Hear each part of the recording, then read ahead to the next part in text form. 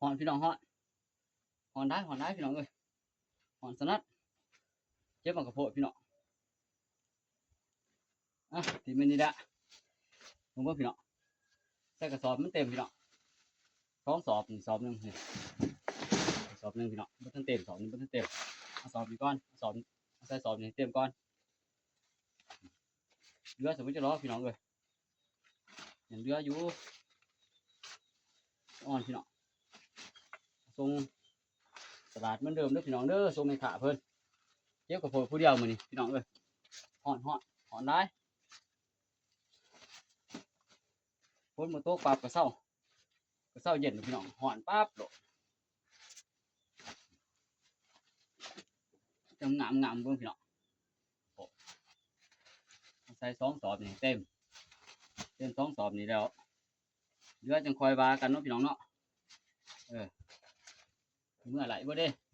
ท่านเรือนี่เป็นสิบ่เรือหรอกพี่น้องเอ้ยบ่เรือก็จำเป็นเบิด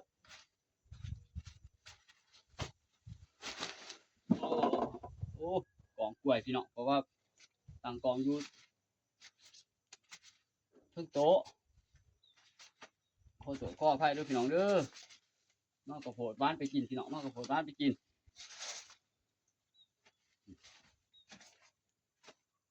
เต็มแล้วพี่น้องสิเต็มแล้วก็สิยิบปาก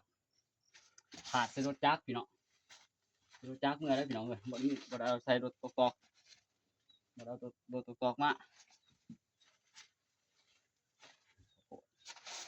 เบิ่งพี่น้องเบิ่งมันมีแต่กระโพด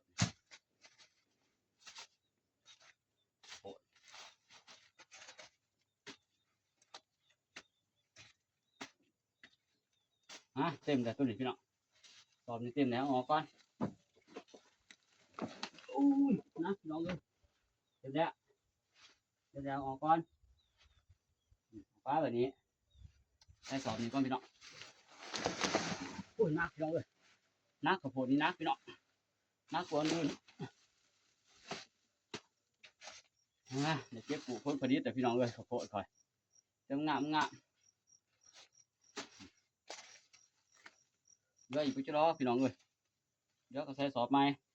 เอาเมื่อให้เบิดพี่น้องเลยฟ้าบ่ได้ก็เบิดพี่น้องจะได้ก็เบิด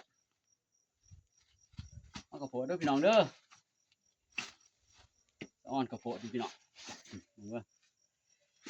นี่บ่มันแก่พี่น้องบ่ได้แก่ได้พี่น้องกระโพดพันน้ำผึ้งนี่ทำนี่ผู้ดีกินพี่น้องเลยบ่มันแก่เลือกเรื่องซื่อแต่ว่าในยังข้างในยังกินได้สบายหญ้าแก่กระโพดพี่น้องต้มเพิ่งก็ได้โมบานพี่น้องโมบานกระโพดพันสายพันธุ์นี่โมบานน้อมรับดอกนี่จะทานหน่อยขั้นต้มฟื้นกับนี่จะฟื้นหน่อยแล้วพี่น้องเด้อ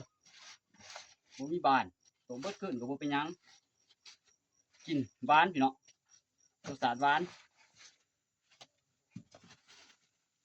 เต็มอีกแล้วพี่น้องเรือหลายเติบหลายนี่เนาะเด้บาดพี่น้องเลย